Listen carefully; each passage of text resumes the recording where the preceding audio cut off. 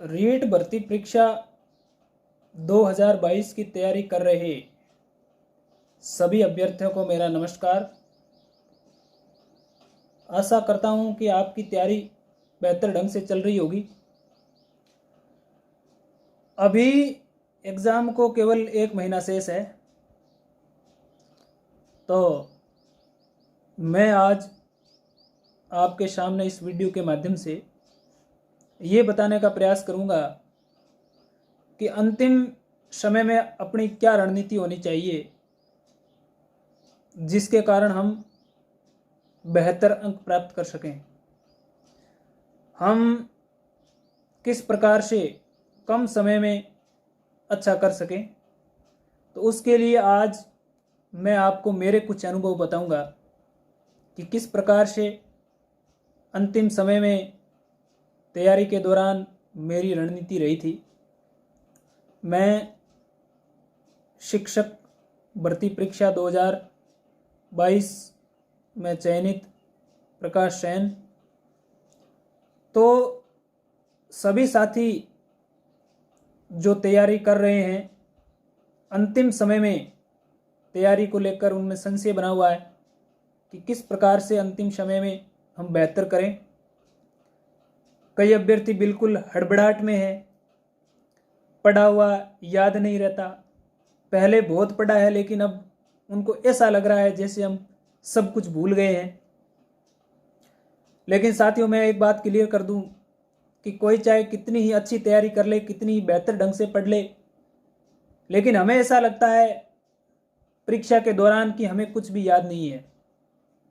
लेकिन निश्चित रूप से जब आप एग्ज़ाम हॉल में जाओगे और एग्ज़ाम देने के लिए जब आप बैठोगे और प्रश्न पत्र जब आपके हाथ में होगा, आप प्रश्न पत्र का अध्ययन जब करने लगोगे तो पढ़ी हुई बातें निश्चित रूप से आपके दिमाग में आएगी और आपका माइंड उस क्वेश्चंस के अनुसार रिस्पॉन्स करेगा। तो आप इसको लेकर ज़्यादा चिंतित होने की आवश्यकता नहीं है, क्योंकि आपने पढ़ा है तो निश्चित रूप से आपको एग्ज़ाम हॉल में वो चीज़ याद आएगी। अब हम बात करते हैं आगे की कि क्या पढ़ना है अंतिम समय में और कैसे पढ़ना है। तो उसके लिए साथियों, मैं आपको एक बात बता दूं कि आपको कोई भी नई पुस्तक नहीं खरीदनी है। अंतिम समय में हम देखते हैं जब परीक्षा का थोड़ा सा टाइम बच जाता है तो मार्केट के अंदर बहुत सारी नई नई गाइडें, किताबें, रामबाण, अग्निबाण, पता नहीं कौन कौन से बाण आते हैं। विद्यार्थी उन सब को देख करके भ्रमित हो जाता है और अंतिम समय में जो अपना जो समय है, कीमती जो समय है, उसको वो बर्बाद कर देता है। तो इसलिए आपके पास जो भी पुस्तकें आपने अभी तक जो पढ़ी हैं, जो आपके हस्तलिखित जो नोट्स हैं, आप उन्हीं का ही बार बार रिवीजन करें। और बार बार जब आप रिवीजन करोगे तो वो जो सामग्री है वो आपको निश्चित रूप से याद हो जाएगी और आप परीक्षा में बेहतर कर सकोगे। अब हम बात करते हैं सब्जेक्ट वाइज मनोविज्ञान की। सबसे पहले मनोविज्ञान के अंदर आपने कोई एक पुस्तक पढ़ी होगी और कोई आपके पास हस्तलिखित नोट्स भी होंगे, तो आपको वही अध्ययन करने हैं, उसके अलावा कोई भी पुस्तक लेनी नहीं है। उसके बाद में मैं आपसे एक विशेष बात करना चाहूँगा। हमारी जो परीक्षा है वो ऑब्जेक्टिव टाइप है, विकल्पात्मक परीक्षा है। तो उसके अंदर क्या है कि 4 ऑप्शन होंगे, 4 में से अपने को एक का चयन करना है। तो निश्चित रूप से हमें क्या करना है कि जो ऑब्जेक्टिव टाइप जो क्वेश्चन है उसकी प्रैक्टिस करनी है। ज़्यादा से ज़्यादा अंतिम समय में यही करना है और यही अपने काम आएगा। प्रैक्टिस करने के लिए आप पुराने जो प्रश्न पत्र है उनका सहारा लें, क्योंकि कई बार क्या होता है उन्हीं में से प्रश्न रिवाइज होते हैं और वही प्रश्न दोबारा पूछे जाते हैं। उसके बाद में हम देखते हैं कि उन्हीं टॉपिक से रिलेटेड ही प्रश्न बनते हैं। तो ये तो बात होगी मनोविज्ञान की। मनोविज्ञान के अंदर आपको एक पुस्तक पढ़नी है, हस्तलिखित नोट्स पढ़ने हैं और ऑब्जेक्टिव टाइप जो पहले की परीक्षाओं में जो प्रश्न आए हुए हैं उनको सॉल्व करना है। हिंदी की आपने कक्षा 9 से 12 की एनसीईआरटी पुस्तक पढ़ी होगी और अब आपको क्या करना है, हिंदी के ज़्यादा से ज़्यादा ऑब्जेक्टिव टाइप प्रश्न है उसको सॉल्व करना है। ठीक है, आपने थ्योरी तो बहुत पढ़ी है आज तक और अब क्या करना है उसके ऊपर प्रैक्टिस करनी है।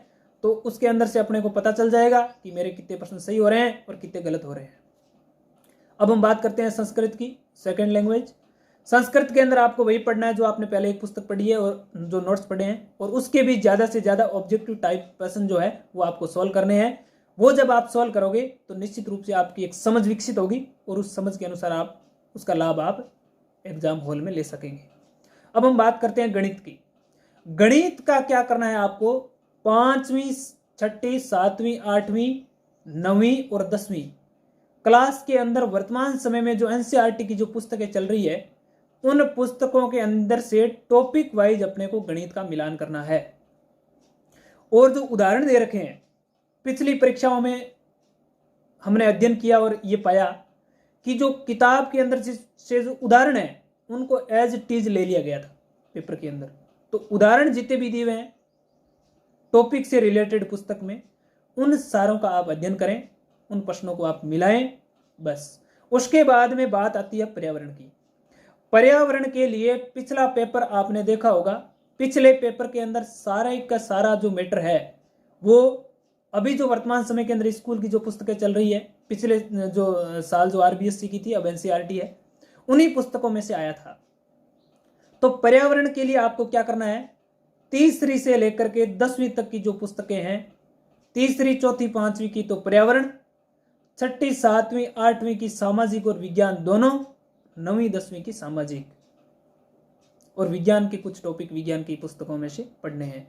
पर्यावरण का मैटर इतने से यदि हम पढ़ते हैं तो वो हमारे लिए पर्याप्त है, इससे बाहर कुछ नहीं। उसके बाद में हम बात करते हैं शिक्षण विधियों की। शिक्षण विधियों के लिए मार्केट के अंदर बहुत सारी पुस्तकें अवेलेबल है।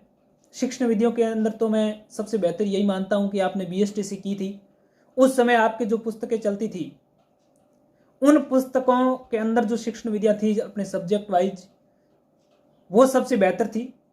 और उसके अलावा मैंने जो पढ़ा था वो तो मैंने तो मंगल पब्लिकेशन की बुक पढ़ी थी शिक्षण विधियों के लिए, तो वो बेहतर बुक थी एक। उसके बाद में ऑब्जेक्टिव टाइप प्रश्न शिक्षण विधियों के ज़्यादा से ज़्यादा आप सॉल्व करें तो उससे आपको बेहतर फायदा होगा। तो ये तो बात होगी अपनी टॉपिक वाइज और पुस्तकों सब्जेक्ट वाइज। अब हम बात करते हैं रीट के अंदर कई टॉपिक ऐसे होते हैं जो साइको में भी पूछे जाते हैं, दोनों लैंग्वेज में भी पूछे जाते हैं, गणित में भी पूछे जाते हैं और पर्यावरण में भी पूछे जाते हैं। इस प्रकार के टॉपिक हम मान सकते हैं कि जैसे मान लो एक तो है मापन है, एक मूल्यांकन है, एक उपचारात्मक शिक्षण है और है शिक्षण सहायक सामग्री है। ये 4-5 ऐसे टॉपिक है जिसके अंदर से हर बार 10 सवाल आते हैं, 8 से 10 सवाल हर बार पूछे जाते हैं। तो इस प्रकार से इन टॉपिक को यदि हम तैयार कर लेते हैं तो 8 से 10 सवाल अपने सीधे सीधे सही हो जाते हैं।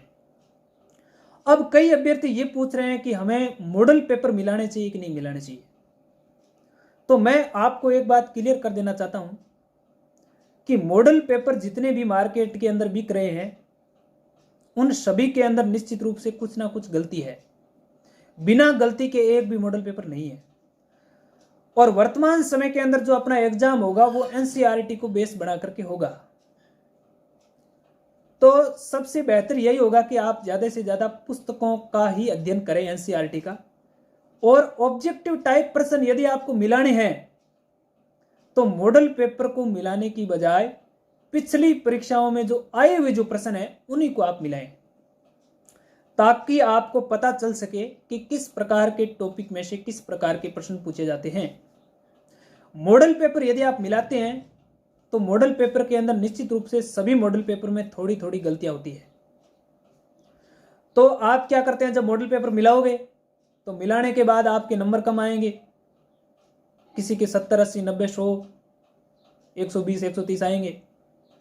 तो नंबर जब कम आएंगे तो आप डिमोटिवेट होंगे और आपको ऐसा लगेगा कि हमने कुछ पढ़ा ही नहीं है। और मॉडल पेपर के अंदर जो प्रश्न जो दिए होते हैं उन प्रश्नों का सिलेबस से कोई वास्ता नहीं है। कई प्रश्न तो ऐसे होते हैं 20, 25, 30 प्रश्न। अपन क्या करते हैं, उसके अंदर माथापच्ची करते हैं बिना फालतू की और अपना समय खराब करते हैं। और अपना जो कॉन्फिडेंस है वो भी उसकी वजह से लो होता है कि पता नहीं मैंने कौन सा टॉपिक छोड़ दिया है। तो इस कारण आप मॉडल पेपर को इतना ज़्यादा सीरियस न लें। मॉडल पेपर को एक इतना ही माध्यम बनाएं कि क्या मैं पेपर का जो समय है उस समय के अंदर क्या मैं पेपर को मैनेज कर पा रहा हूँ, बस इतना ही माध्यम बनाएं। उसके अंदर यदि आपके नंबर कम आ रहे हैं तो आप उसको ज़्यादा सीरियस न लें, क्योंकि मॉडल पेपर का लेवल जो है वो बहुत ही हाई होता है और उसके अंदर जो कई प्रश्न होते हैं वो प्रश्न, ज़्यादातर जो प्रश्न होते हैं वो ऐसे होते हैं जो किसी भी गाइड के अंदर, पुस्तकों के अंदर नहीं मिलते हैं, और हम उनके अंदर माथापच्ची करते हैं बिना फालतू की और समय बर्बाद करते हैं और उल्टा डीमोटिवेट भी होते हैं। इसलिए मैं तो आपसे यही कहना चाहूँगा कि मॉडल पेपरों को मिलाने की बजाय पिछली परीक्षाओं के प्रश्न पत्र जो है, प्रश्न जो है, उनको आप ज़्यादा से ज़्यादा सॉल्व करें, ताकि आपकी एक अच्छी समझ विकसित हो कि किस प्रकार के टॉपिक में से प्रश्न पूछने की जो शैली है वो क्या है। उसके बाद में ज़्यादातर जो स्टूडेंट है, वर्तमान जो प्रतिस्पर्धा का जो दौर है, इस दौर के अंदर स्टूडेंट डीमोटिवेट बहुत जल्दी होते हैं। तो मैं रीट के जो मेरे छोटे बड़े भाई बहन हैं उनसे यही कहना चाहूँगा कि आप कॉन्फिडेंस